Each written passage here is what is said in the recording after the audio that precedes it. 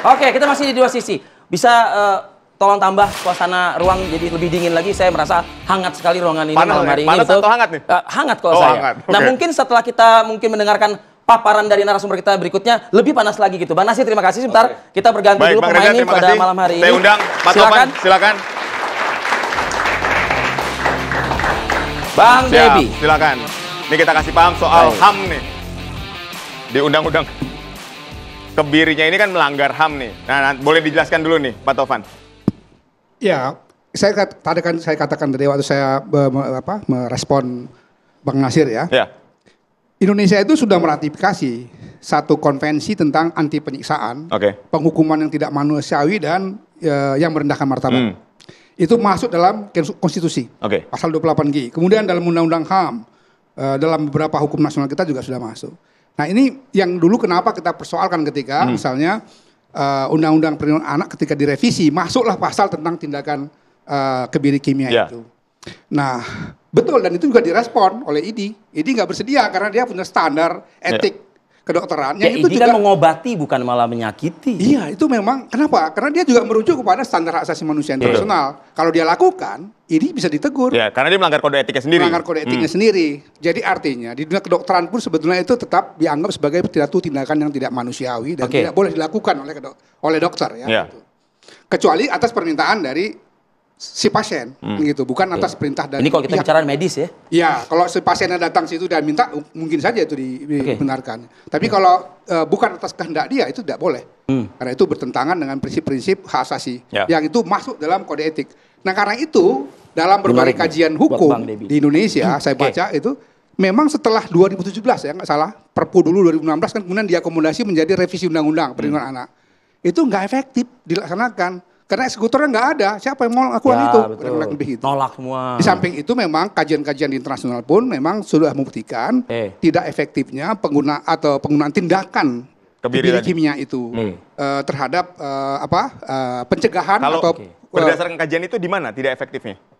Ya tadi salah satunya karena IDI nggak bersedia, dokter. Kedua, memang hanya karena cuma eksekutor nggak ada aja. Tidak. Dalam prakteknya, dalam kenyataannya, orang-orang yang sudah dikebiri, seperti yang dikatakan oleh Bung Reja, kemudian memang tidak berhenti setelah kan kebirinya punya efek tertentu. Iya, punya batas tahun, 2 tahun. Setelah kebirinya itu efeknya hilang, dia kembali lagi karena memang ini orang yang sakit jiwa. Sebayangkan itu ada mahasiswa PPDS, dia memperkosa dengan dia bius dulu. Betul. 3 korban. Di mana normalitasnya itu? Jadi orang-orang ini sebenarnya orang nggak normal. Atau dulu saya kan puluhan tahun nangani gini ya. Anak-anak jalanan misalnya disodomi oleh orang dewasa. Yang menurutnya, wah ini di mana? Jadi menurut Pak Tovan, yang berpendidikan dan nggak berpendidikan sama, ini karena ada sakit jiwanya gitu. Jadi orang sakit jiwa ini nggak bisa diatasi seperti itu. Yang itu yang pertama. Yang kedua, ini ada standar ya internasional yang sudah sekarang disosialisasikan. Sayang di Indonesia itu hanya Kemendikbud yang sudah melakukan. Zaman Pak Nadiem. Ya, apa itu?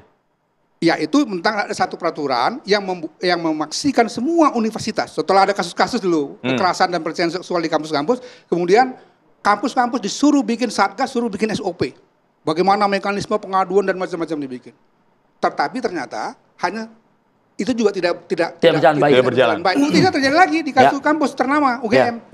Bahkan lebih jauh dari pelecehan, tapi justru perkosaan. Dan dilakukan oleh oknum guru besar. Di Kementerian Kesehatan juga belum ada satu polisi kebijakan yang disarankan oleh PBB itu nggak dilakukan.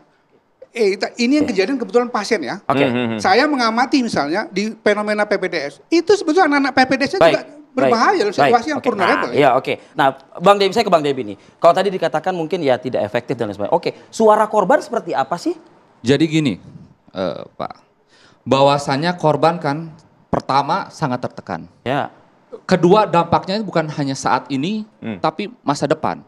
Bukan hanya korban, tapi pihak keluarga, saudara, lingkungan, bahkan sekolah atau tempat kerjanya. Berbicara mengenai manusiawi, lebih tidak manusiawi bagaimana?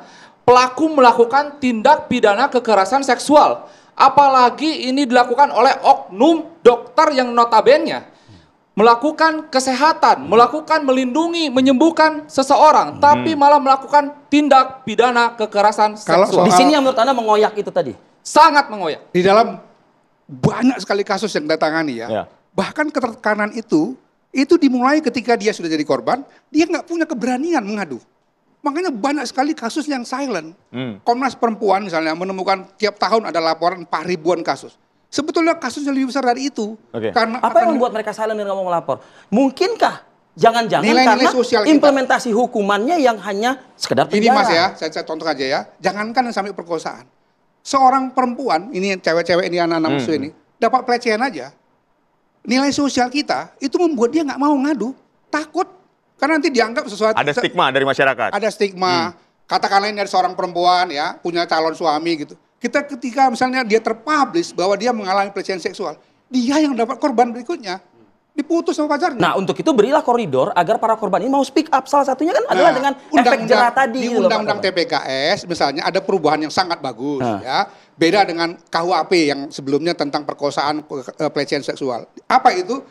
Pengaduan atau reporting dari korban tentang kasusnya itu jauh lebih akomodatif. Misalnya mereka bisa buat pelaporan tertutup, dia tidak mesti tampil ke ruang ke publik, tidak mesti ada visum misalnya, karena bisa dengan keterangan saksi dan ahli misalnya segala macam. Dimudahkan supaya korban-korban ini mau speak up. Itu saja setelah Undang-Undang TPKS diterapkan, masih banyak korban-korban yang nggak berani. Ya, tapi saya ingin potong sedikit Bang Taufan. Jadi memang Lembaga Perlindungan Saksi dan Korban hari ini sudah membuat satu komunitas di hampir semua daerah, Sahabat Saksi dan Korban.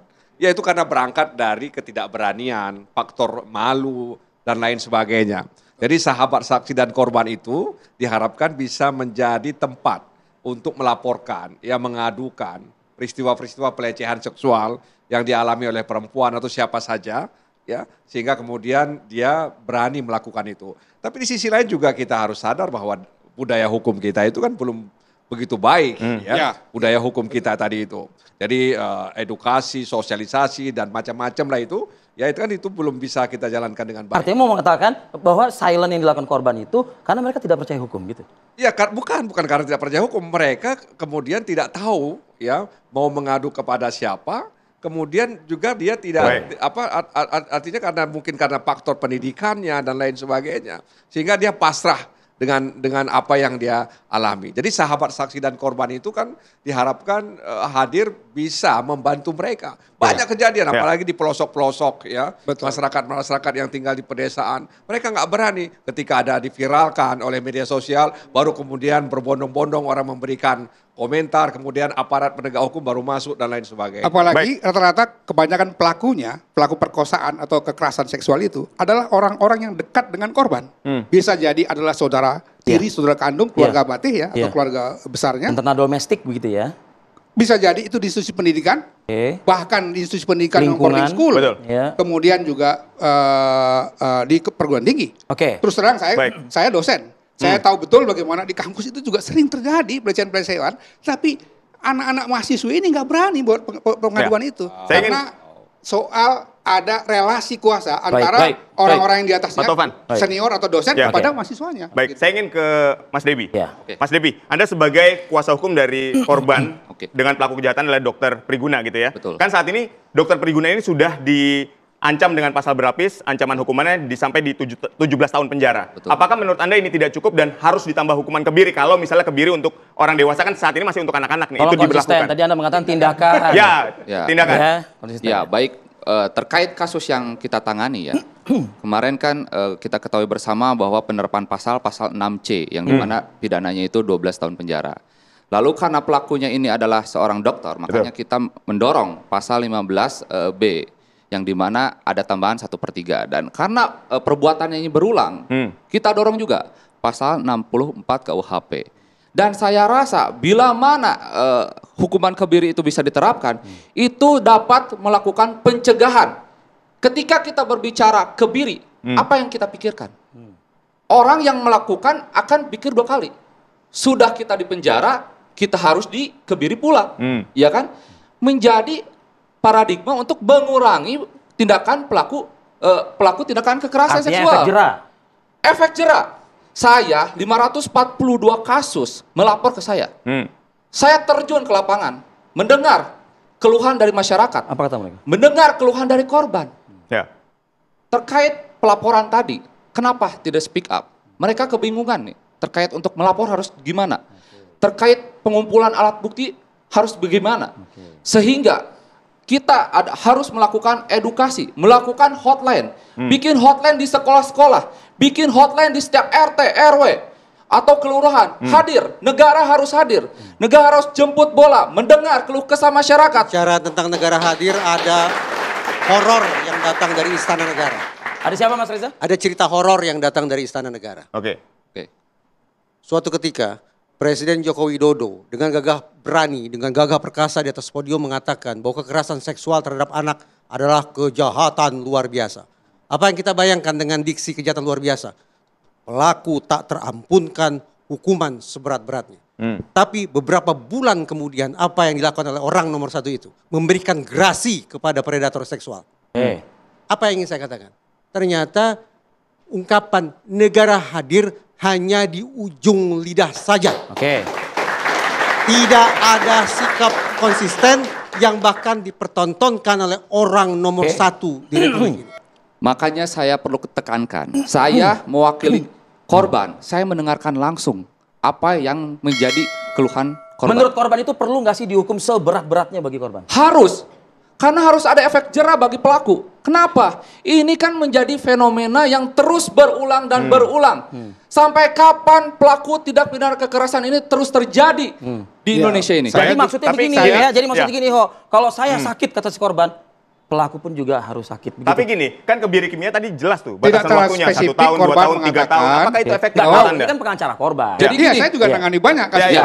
Tapi dalam pengalaman saya tidak spesifik mereka minta supaya ada tindakan kebiri kimia bahwa dia menginginkan ada hukuman yang berat. Itu kan bisa dalam arti pemenjaraan tadi kan. Yang kedua sebetulnya yang juga sangat mereka pertanyakan adalah respon negara terhadap mereka sebagai korban. Rata-rata korban-korban itu setelah pemidanaan terjadi, mau dihukum berapapun, 15 tahun, 20 tahun, mereka tetap aja tidak diurus oleh siapapun. Hanya 1-2 kasus yang kemudian mungkin kalau ada perhatian dari lembaga tertentu, pengacaranya misalnya sangat intens, barulah diperhatikan. Yang lainnya enggak, dibiarin aja. Mas Devi, mungkin tadi bisa jawab pertanyaan saya. Paradigma mengenai pelaku tindak pidana kekerasan seksual. Berarti kan ini perilaku seksual, perbuatannya ada, niatnya ada, rencananya ada. Apakah itu bisa dinamakan manusiawi? Apakah itu bisa dinamakan hal yang tidak wajar? Sangat tidak wajar. Kalau itu sudah kita pastikan, kita setuju semua. Makanya saya menambahkan bahwasannya ketika seseorang melakukan hal tersebut, ketika berbicara mengenai pidana, penjara, ketika berbicara mengenai kebiri, itu kan jadi mikir 2 kali. Dia yang asalnya hasratnya tinggi, ketika dia dicoba dengan adanya kebiri tersebut, itu kan di dalam undang-undang perlindungan anak sudah masuk tindakan kebiri. Tapi kan ini secara global, harus makanya.